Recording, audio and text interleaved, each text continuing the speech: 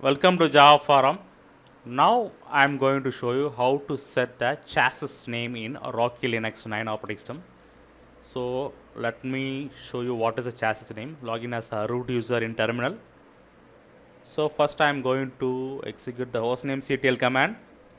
So here you can see that chassis name is displayed as VM, right? So you can set or modify this chassis name accordingly to your need.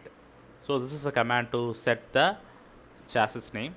So I am setting the chassis as desktop, which means that I am turning the VM to desktop. So there are some predefined names for chassis name. Please refer the hostname command man pages for more details.